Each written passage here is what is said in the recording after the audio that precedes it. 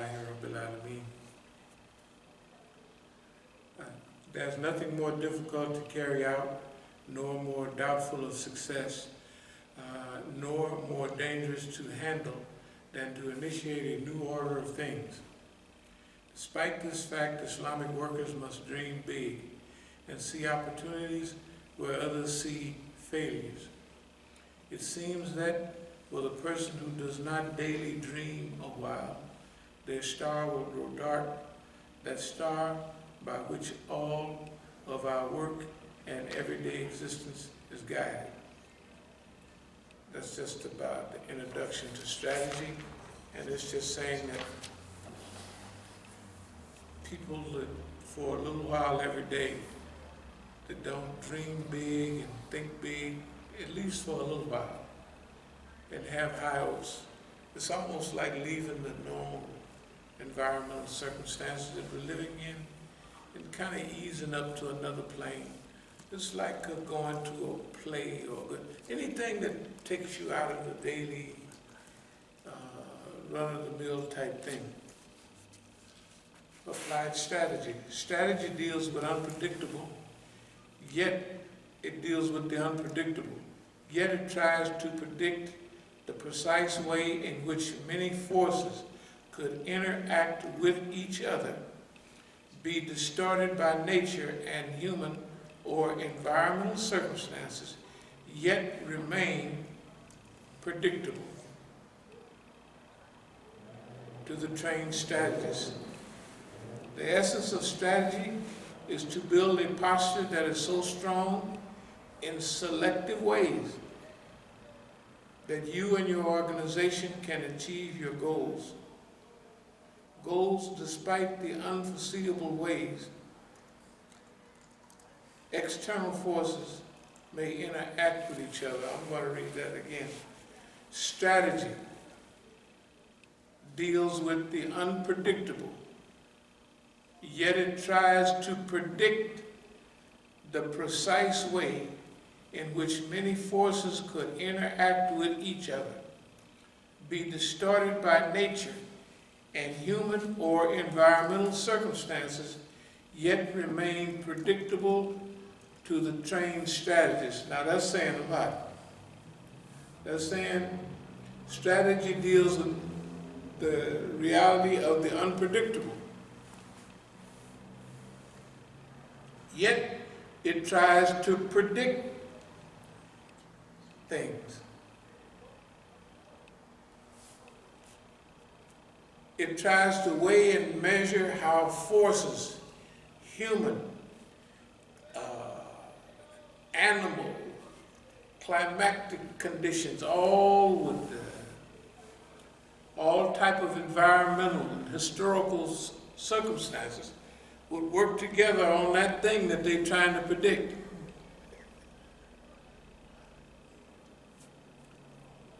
Yet that thing would remain predictable to the trained strategist. In other words, they're trying to make the unpredictable predictable. That's going to take a lot of skill. The essence of strategy is to build a posture that is so strong in selective ways that you or your organization can achieve your goals despite the unforeseeable ways external forces may interact with each other. At this period, I want us to consider just a few things. I want us to consider the Arab Spring.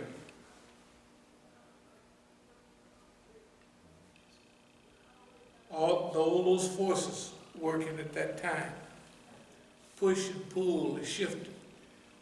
How predictable were we about the Arab Spring? Strategic alliance. I just noted a few things. Strategic alliance. Let's see, you know who we mean. We mean Iran, Iraq, Syria, Russia. And eventually you will have to put Yemen and other, maybe even Bahrain on there. But for now, those four. How effective was we on de-isolating Iran, saying they're isolated now, that is at that time, but they're going to move out of isolation. Regional vision. I mean, really, realistically, how systematic and how educated an assessment of it was the regional vision. When too many things had to come together at one time to make that happen. It's just too many things. And it just so happens that all of them came together. So what we are doing right now is we're having a minor assessment of our own abilities. Are they real? The stuff that we wrote down before, so we can't change it because everybody had what was written. But we want to examine under the light of those type of things. Certain other things that we expected. Prevent the conditions of militant black nationalist groups in unity, their strength. Prevent the unity of black nationalist groups. This is from COINTEL program, but you can put Islam or Muslim right in their place. In unity, there's strength. Everybody knows that. Prevent the rise of a Messiah who could unify and electrify the black militant movement. Prevent the rise of a Messiah. Why is a police organization using terms that relate to biblical and other historical realities? It's a positive term. Messiah is a positive term. Yeah, prevent the rise of a Messiah. What does a Messiah do? He raises everybody up, takes them all to freedom. Yeah. That's government terminology or religious terminology being used by an oppressive government. Prevent militant black nationalist groups and leaders from gaining respectability amongst the masses. These are just some of the things that the COINTEL program had lined up for black people. We'll get into some of them as we go on. But how did we do? With those are the goals. We'll go through some of the goals of COINTEL program. And COINTEL program in the United States, COINTEL program in Europe, COINTEL program all over the world. Just like in the Quran, when it lays out what Pharaoh did and what all, it's all the same COINTEL program. Governments develop 97% similar programs to protect themselves. Now, this is something that we talk about, and it just happened recently, last November. But we want to go over it just for a second. Supreme excellence. That is, supreme excellence consists of breaking the enemy's resistance without fighting. This is all in our strategy and strategic management. This is all here. So how would we feel if this is 4,000 years old, or 3,000, it's Sun Tzus, Lao Tzus, different names they call it. He said the supreme excellence consists of breaking the enemy's resistance without fighting. So the highest level of sophistication is to defeat your enemy without fighting. Yeah. That's it. That's been the highest strategy for 4,000 years or more. The highest form of generalship is to obstruct the plans. The next is to prevent the enemy's unification of his forces. Unification of forces, massing of forces. Do you know that we have developed an open moving system? That anybody that supports what Oakland did would be shining the light on themselves as government agents. It's so clear, the stuff that happened there, if they support that. Remember I was telling you about the Black Panther type Negroes? If those Negroes came when they pulled guns and everything, okay, if we've supported the original Black Panther Party several times with wealth, I believe there was enough wealth for them to leave Algeria and go other places. That's what I believe. I'm pretty sure it was. But when I came back to help the rebellion, most of them was gone. So I didn't have any reason to, anyway. Now, if the people that were part of that group are in contact with me now on the friendliest of basis. If those Negroes in Oakland are constantly saying that I put them in prison, look how stupid they look. Right? It's unbelievable. Okay, now, as we go along, we can see this, a lot of this stuff could happen, but could it happen? Could it happen just happenstance? Or is there something going on here? Okay, so we have technically disrupted the Negroes. We prevented, highest form of generalship is to obstruct the plans. The next is to prevent the enemy's unification of his forces.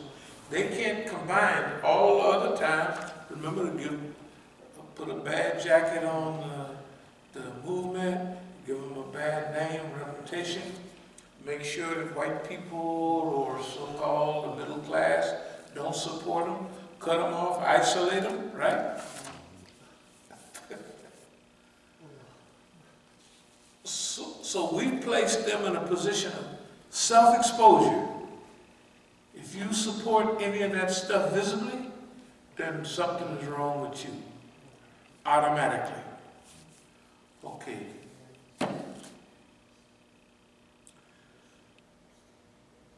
Some of the characteristics needed or possessed by the ideal leader are ability to conceive in a moment all the advantages of the terrain. B, ability to perceive the main advantages and disadvantages and how all the parts relate to the whole. C, ability to predict what the opponent will do. In military language, this talent is known as coup d'ordre. Its three dimensions are, now Napoleon was said to have this. When he come on the battlefield, he could look at everything right away, and he starts pointing, go over here, go over there.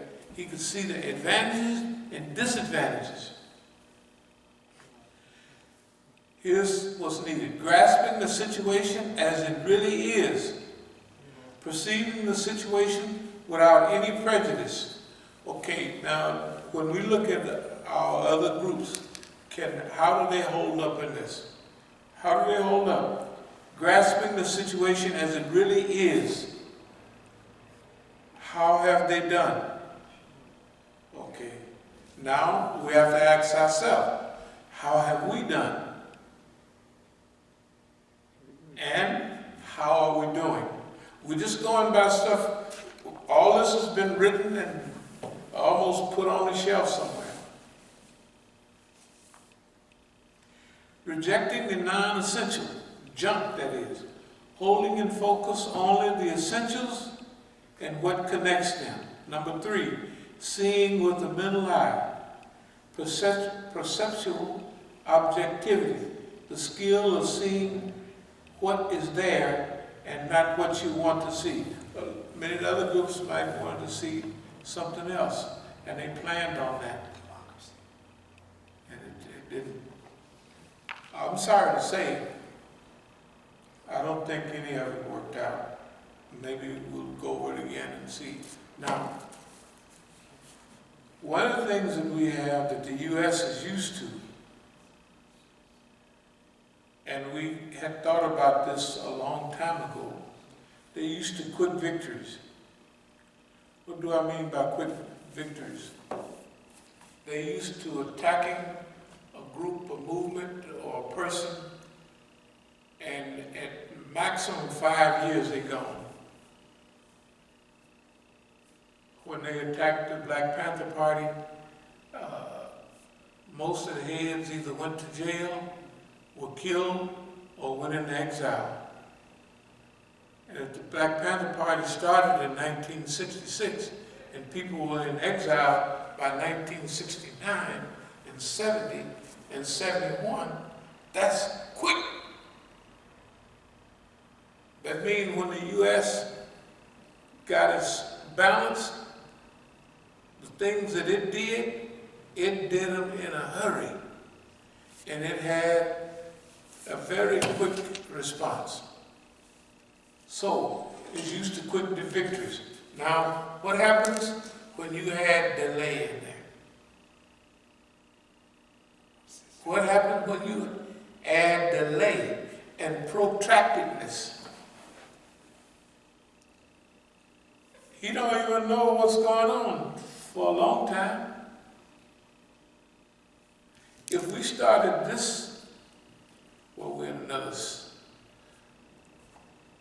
session or phase now, but say one phase that starts in 2002. That's when we looked at when we had our last meeting here, and we said, okay, that's it. But that didn't mean it wasn't a 2005 till you could smell it. 2005 is when we started talking about Oakland is, what's the name of the zone? What was it called? Clearinghouse. Clearinghouse. So Oakland is a clearinghouse. That was 2005. That's 3 years. If that was the government, they would have knocked people over by then. They'd be headed off to jail or somewhere. Right? But for us, it's nothing. We're just cruising along. Right? That's 2000. And these articles on strategy were written in 2007, 2008.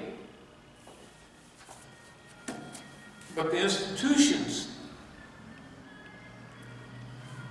this is not new stuff. As we go through it, we have to judge our ability to collect information, analyze it, and also to put it together in an understandable form.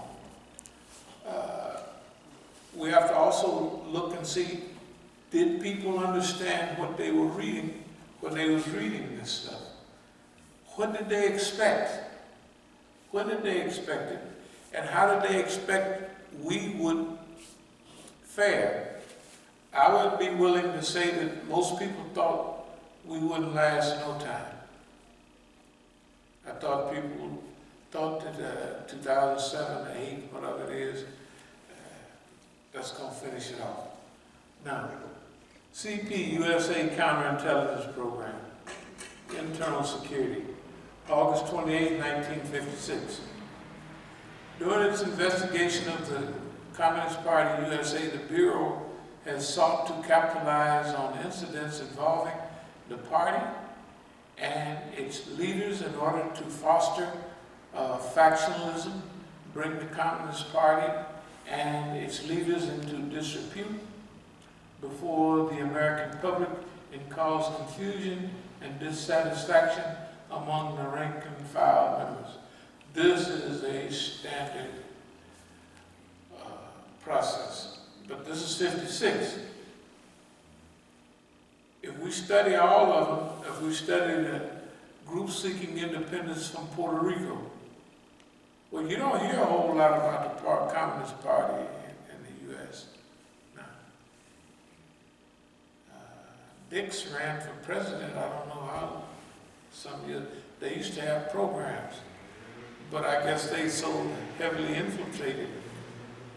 You know, one of my friends is a top guy who's in the penitentiary together.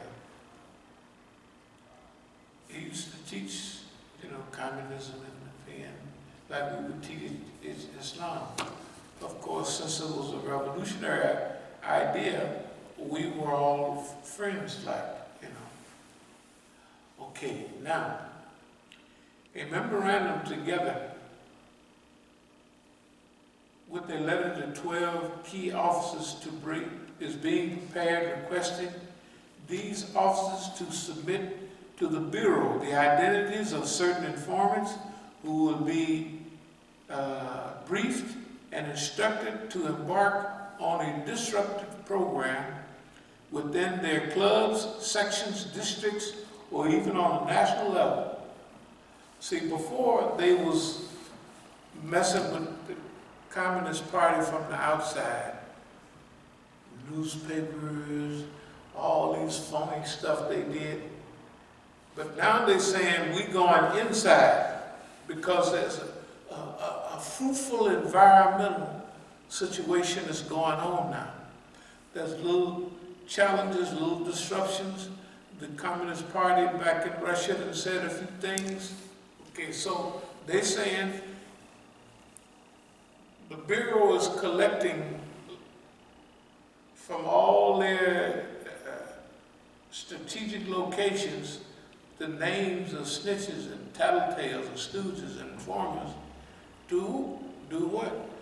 To infiltrate, instigate, and do everything to bring down the Communist Party.